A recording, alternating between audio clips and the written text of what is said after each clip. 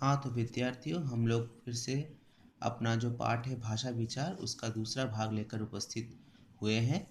तो उसमें हम पहले पढ़ेंगे लिपि। मुख से निकली ध्वनियों को लिखने की विधि या चिन्ह को लिपि कहते हैं। प्रत्येक भाषा की अपनी लिपि होती है। एक से अधिक भाषाओं की एक लिपि हो सकती है। ठीक है।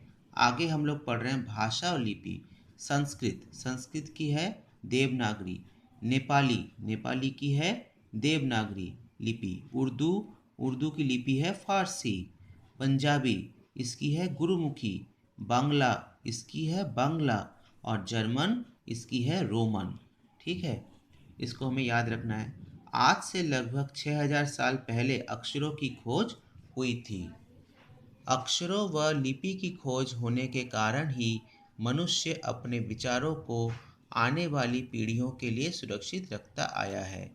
इसको हम लोग फिर से अच्छी तरह से समझ लें। अक्षरों व लिपि की खोज होने के कारण ही मनुष्य ने इनकी खोज होने के बाद ही मनुष्य ने अपने विचारों को आने वाली पीढ़ी मतलब आने वाले लोगों के लिए अपने आने वाले अगले जनरेशन के लिए सुरक्षित रखता आया है। आगे हम लोग पढ़ेंगे साहित्य। साहित्य किसे कहते हैं? सदियों मतलब बहुत सालों से विद्वानों व शिक्षाविदों के विचारों व रचनाओं को लिखित रूप में संजो कर रखा जाता रहा है। इसी ज्ञान के संचित कोश या भंडार को साहित्य कहा जाता है। ठीक है। शिक्षाविदों व विद्वानों ने जो अपने विचारों को संजो कर रखा, समेट कर रखा, बचा कर रखा, इसी ज्ञान के संचित कोश को या भंडार को साहित्य कहा जाता है। साहित्य के भेद। साहित्य के दो भेद होते हैं। एक होता है गद्य साहित्य और दूसरा होता है पद्य साहित्य। ठीक है।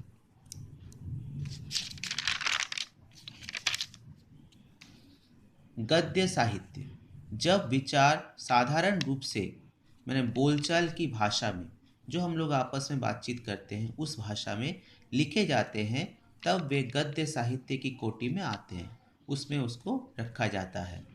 उदाहरण कहानी, लेख, जीवनी, पत्र, उपन्यास, नाटक आदि। आगे है पद्य साहित्य। जब अपने विचारों को काव्य शैली में प्रस्तुत किया जाता है। जब कोई लेखक या कवि जब अपने विचारों को काव्य शैली में प्रस्तुत करता है या उसको लिखता है तब वह पद्य साहित्य कहलाता है। पद्य साहित्य के उदाहरण में क्या क्या है? गीत, कविता, गजल, पद, दोहा, छंद आदि। फिर से पढ़ते हैं। गीत, कविता, गजल, पद, दोहा, छंद आदि। और उदाहरण हमने क्या देखा था उसका? गद्य साहित्य के उदाहरण में है कहानी, लेख, जीवनी, पत्र, उपन्यास, नाटक आदि। ये सब है गद्य साहित्य का उदाहरण। और नीचे हमने जो पढ़ा ये है पद्य साहित्य का उदाहरण। ठीक है। आगे हम लोग देखते हैं जो कि ये आखिरी विषय है इस पाठ का, व्याकरण। जो भाषा को शुद्ध रूप से बोलना, पढ़ना व लिखना सिखाता है उसे व्याकरण कहते हैं। व्याकरण हम लोग पढ़ते हैं।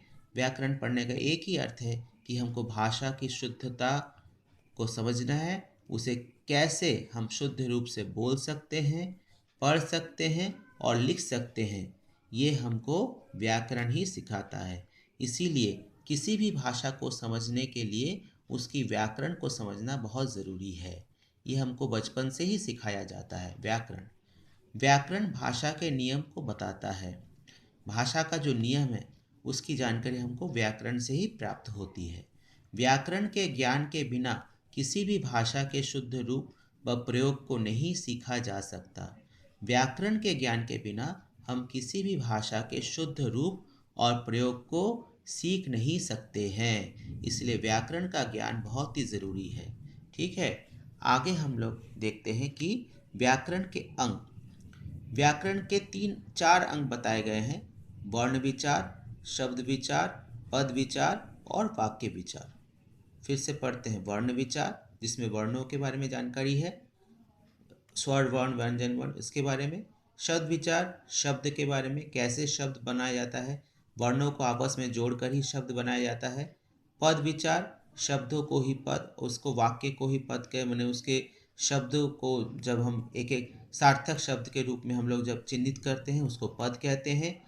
और अंत में आएगा वाक्य विचार। जब शब्दों को हम आ, वाक्य में जोड़ते हैं, शब्दों के द्वारा ही शब्दों को सार्थक रूप से जब हम अ, तैयार करते हैं, लिखते हैं, सही तरीके से जब हम लिखते हैं, उसी को हम लोग वाक्य कहते हैं। ठीक है, तो इसके बारे में हम लोग आगे पढ़ेंगे, जानकारी आगे प्राप्त करेंगे। जैसे जैसे हम आगे बढ़ेंगे इसके बारे में भी जानकारी हम प्राप्त करते हुए चलेंगे। ठीक है, तो आज हमारा विषय यहीं पे समाप्त होता है। सभी को धन्यवाद।